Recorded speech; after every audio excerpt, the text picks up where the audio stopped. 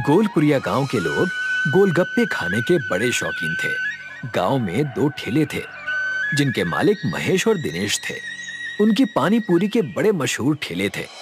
गोलपुरिया के बच्चों के गिफ्ट ले लिए। सुनो, गोलपुरिया जा रहे हो, गोलगप्पे तो खाओगे लेकिन ज्यादा ना खाना। अरे ज्यादा कहाँ, बस 5-6 प्लेट्स तो खाऊंगा। 2 प्लेट से ज्यादा मत खाना, समझे? महेश और दिनेश दोनों भाई के यहाँ पर 2-2 प्लेट्स ना। ठीक है। टोटल 2 ही खाना। दोनों भाई गोलगप्पे के लिए मशहूर हैं, लेकिन दोनों में बनती नहीं। साथ में काम करेंगे तो आगे बढ़ेंगे। ये इतनी सी बात समझ में नहीं आती, बस एक दूसरे की बुराइयां करते हैं। दिनेश ग्राहक को गोलगप्पे खिलाते वक्त अपने भाई की बुराई करता। अरे दिनेश अंकल, दीजिए और एक प्लेट। आपके गोलगप्पे बड़े टेस्टी हैं। हाँ हाँ बेटा, और लो। यहाँ से अच्छे गोलगप्पे आपको कहीं नहीं मिलेंगे। वो जो महेश है ना, उसके गोलगप्पों के पानी में कभी ज्यादा नमक तो कभी ज्यादा मिर्ची होती है, तो कभी मिर्ची कम रहती है। उसके गोलगप्पे खाकर लोग बीमार हो जाते हैं। बड़ी गंदगी है वहाँ। महेश भी दिनेश की बुराई करने से कभी नहीं चूकता था। बीमार तो उसके ग्राहक हो जाते हैं। अपने गोलगप्पे गटर के पानी से बनाएगा तो लोग बीमार ही होंगे ना। परी, तुम गोलगप्पे उनके यहाँ मत खाया करो, मेरे यहाँ ही खाया करो। महेश अंकल, आपके यहाँ गोलगप्पे खाकर बीमार तो मैं भी हो गई थी, लेकिन क्या करें, आपके गोलगप्पे है ही इतनी टेस्टी कि फिर से यहीं आने का जी करता है। गांव के प्रधान भरत जी बड़े ही जिम्मेदार और सक्षम प्रधान थे। गांव में इनका फैसला आखिरी फैसला होता था। आज भरत जी अपने पोते टीनू को लेकर अस्पताल आए थे। दादाजी, पेट में बहुत दर्द हो रहा है। हाँ हाँ बेटे, यहाँ लेट जा। अब डॉक्टर अंकल आपको दवाइयाँ देंगे तो आपका पेट ठीक हो जाएगा। टीनू अस्पताल के बेड पर लेट गया। डॉक्टर साहब ने उसे चेक किया और कहने लगे, पेट में इन्फेक्शन हुआ है। बाहर का कुछ खाया है ना, सच बताओ। हाँ डॉक्टर अंकल, मैंने कल महेश अंकल और दिनेश अंकल दोनों के ठेले पर गोलगप्पे खाए। बस इसी वजह से तुम्हारा पेट खराब हुआ है। ऐसी जगह से कुछ भी खाना नहीं चाहिए। मम्मी ने सिखाया नहीं? इसकी मम्मी तो हमेशा ही डांटती रहती है, लेकिन ये सुने तब ना, हमारी कहना मानता ही नहीं। रही बात उन ठेले वालों की, तो आज इनकी अच्छी खबर लेता हूँ। आज पंचायत में बुलाकर प्रधान जी ने फैसला कर दिया कि आज से महेश और दिनेश के ठेले बंद होंगे। प्रधान जी, अगर आप ठेले बंद कर देंगे तो मेरा परिवार क्या खाएगा?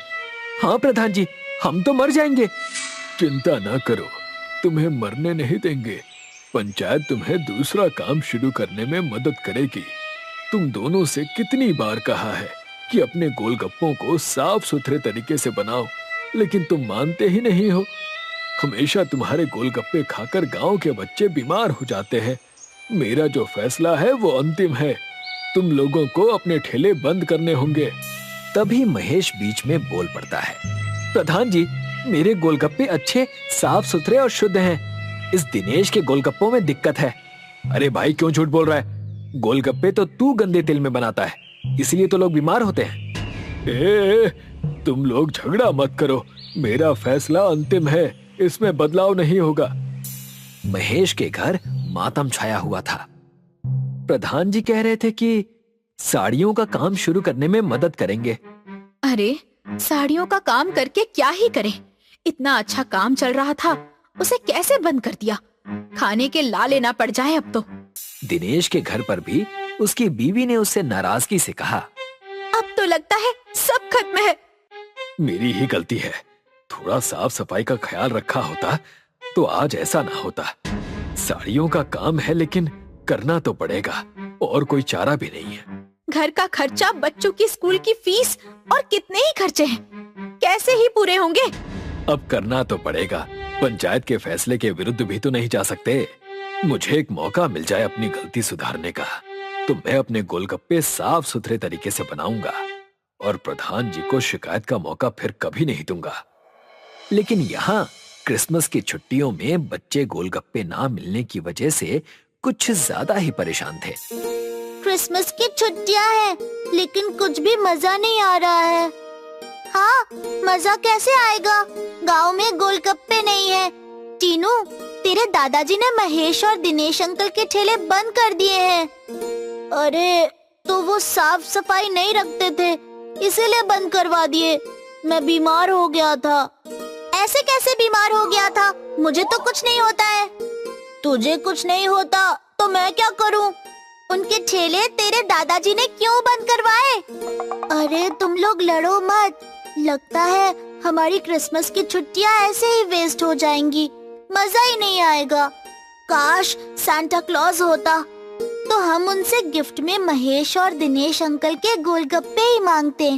सैंटा अपने घर में बच्चों की बातें सुन रहा था। उसके क्रिसमस के मौके पर गोलपुरिया जाने की तैयारियां चल रही थी।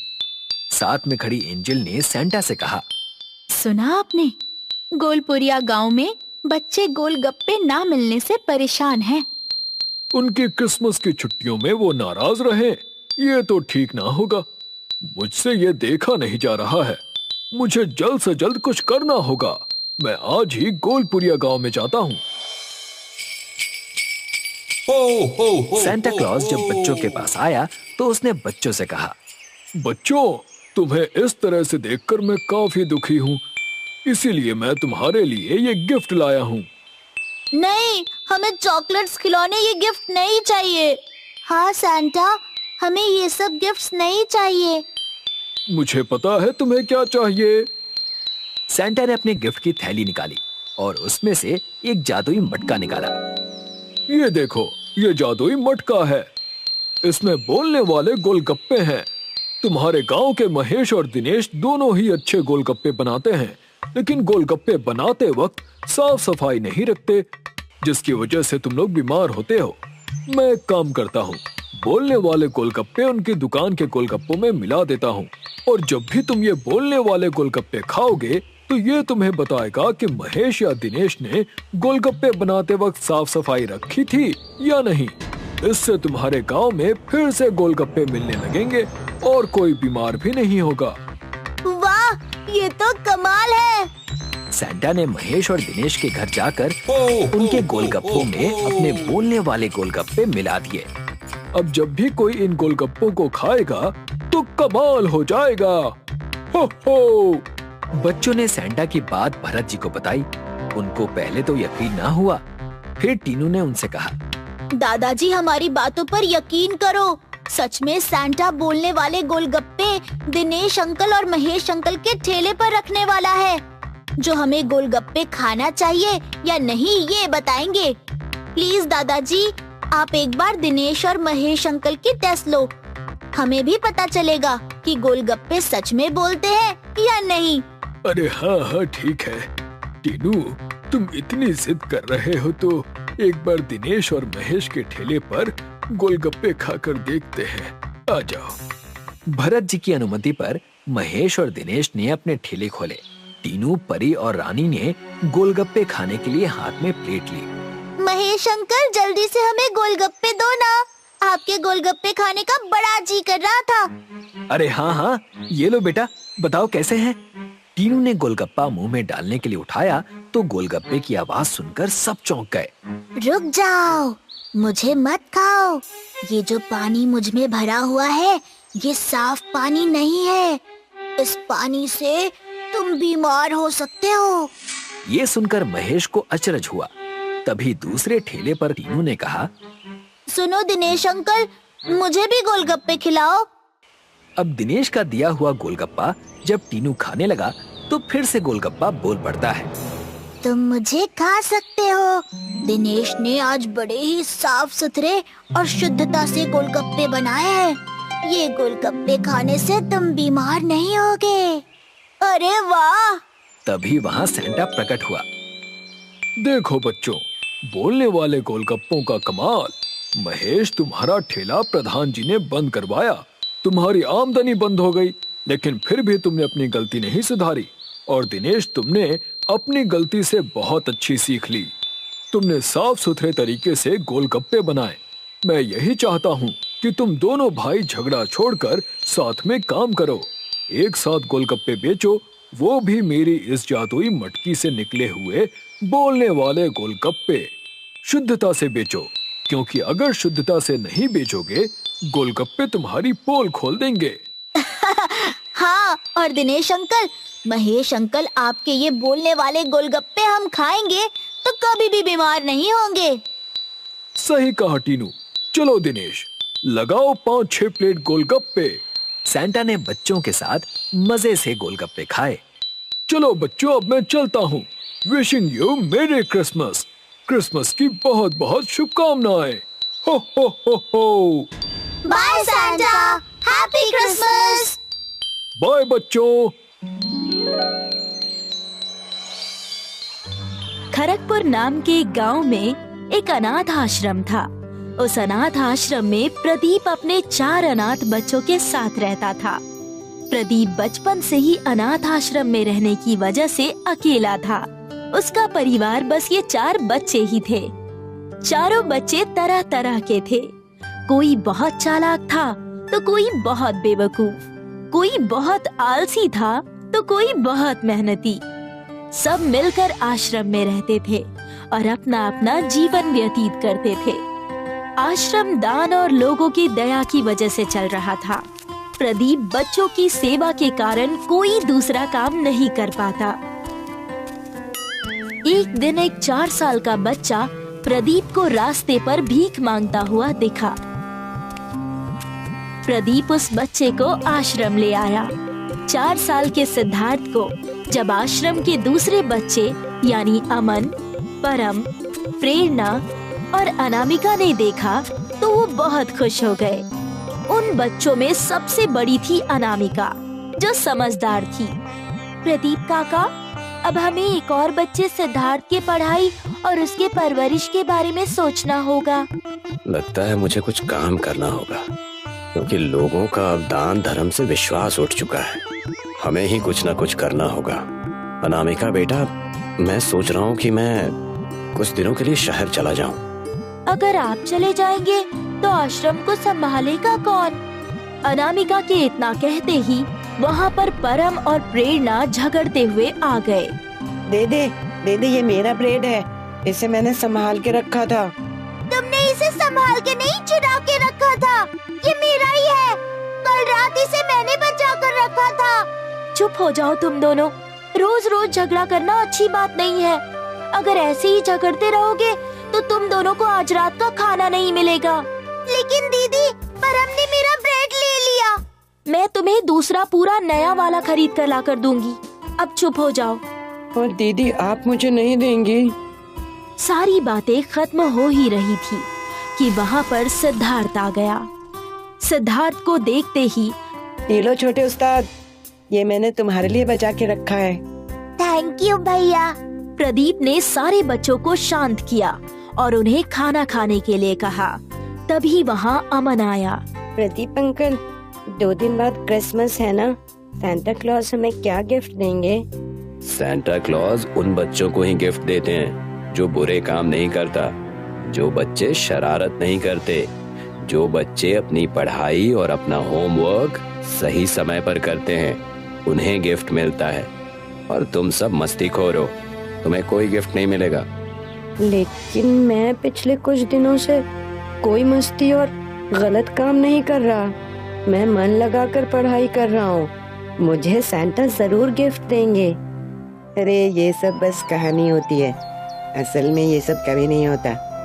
खाना खत्म करते ही अनामिका ने प्रदीप से घर के राशन के बारे में बोला।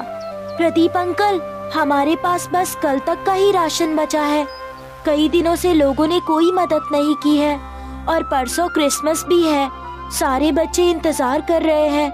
थोड़े राशन और केक मंगवा दीजिए ना प्लीज।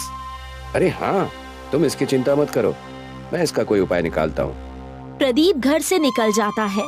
राशन और बच्चों की खुशी के कारण वो बाजार जाकर उधारी में राशन लेने की सोचता है। एक चोर एक पर्स लेकर भाग रहा था। वो चोर प्रदीप से टकरा जाता है और उसका सामान वहीं गिर जाता है। तभी चोर के पीछे भाग रहे लोग प्रदीप के पास सामान देखकर प्रदीप को ही चोर समझने लगते हैं। प्रदीप को चोर समझकर लोगों ने प्रदीप को पुलिस के हवाले कर दिया। नहीं, मुझे छोड़ दो, मैं बेकसूर हूँ। मेरे बच्चे घर पर मेरा इंतजार कर रहे हैं। मुझे जाने दो। प्रदीप को पुलिस स्टेशन ले जाकर बंद करा दिया। दूसरी तरफ बच्चे प्रदीप का इंतजार करने लगे। प्रदीप के देर रात घर से न होने के कारण सिद्धार्थ रोने लगा। पापा को बुला दो, मुझे उनसे मिलना है।